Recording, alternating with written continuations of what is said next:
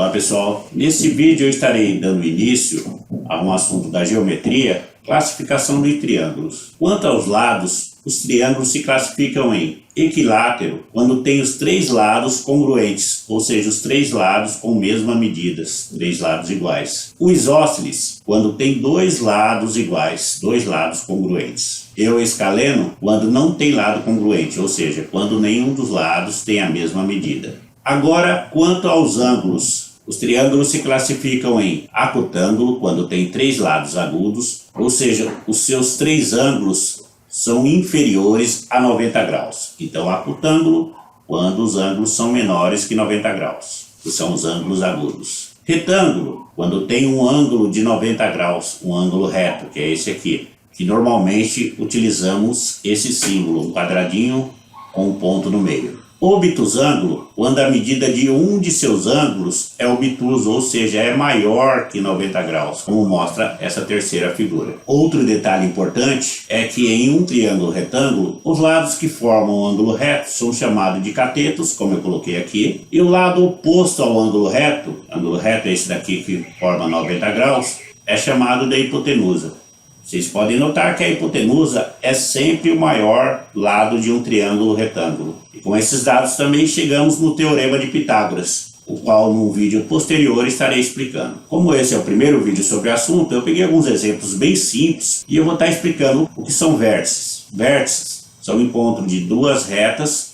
Por exemplo, eu tenho um vértice representado pela letra T, outro vértice representado pela letra S e outro representado pela letra R. Então os vértices desse triângulo é o R, o S e o T. Agora os lados. Os lados dos triângulos é determinado por uma semirreta. Então tem uma semirreta que vai de S até R, outra semirreta que vai de S até T, outra semirreta que vai de R até T. Então os lados desse triângulo são representados por RS com essa barra em cima que representa a semirreta, RT e ST. A ordem tanto faz, colocar o S ou o T na frente.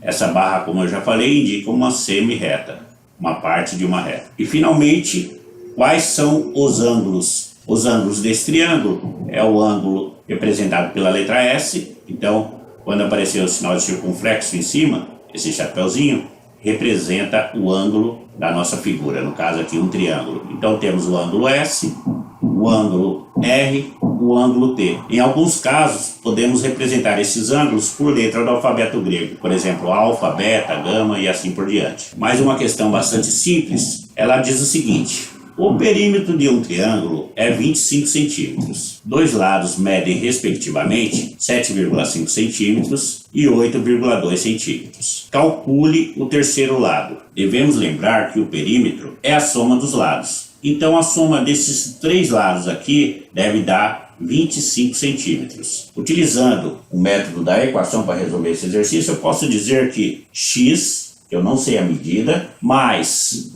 7,5 centímetros mais 8,2 centímetros deve ser igual a 25 centímetros. Então podemos falar que x mais 7,5 mais 8,2 dá 15,7. E tudo isso é igual a 25. Para resolver essa equação, basta subtrair 15,7 dos dois lados da igualdade. É o que eu estou fazendo. Então, menos 15,7 de um lado da igualdade e menos 15,7 do outro lado da igualdade. Ficaremos com x é igual a 15,7 menos 15,7 dá zero. Então, do lado esquerdo da igualdade, ficaremos com x. E do lado direito, basta subtrair esses valores. 25 menos 15,7 dá 9,3. Ou seja, a medida desse terceiro lado é de 9,3 centímetros. Na segunda questão temos: determine o comprimento do lado BC, ou seja, quanto mede de B até C,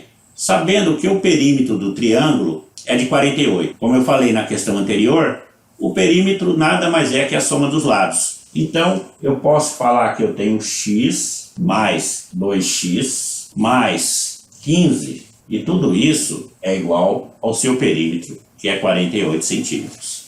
Juntando os termos semelhantes aqui, 1x mais 2x dá 3x mais 15, que é igual a 48. Como é uma equação, e equação representa equidade, equilíbrio, então eu vou estar subtraindo 15 dos dois lados da igualdade. Do lado esquerdo ficamos com 3x mais 15 menos 15, que é igual a 48 do outro lado da igualdade, menos 15. Então, resumindo, para eliminar esse 15, eu subtraí 15 dos dois lados da igualdade. Então, ficaremos com 3x, pois 15 menos 15 dá 0, é igual a 48 menos 15, que vai dar 33. E agora, para manter a igualdade, basta eu estar dividindo por 3 dos dois lados da igualdade. É isso que eu estou fazendo. 3x dividido por 3 e 33 dividido por 3. 3x dividido por 3, temos que x é igual a 33 dividido por 3, 11. Como eu quero saber o comprimento do lado BC, e o lado BC vale 2x, basta pegar o 11 e multiplicar por 2. É igual a 2 vezes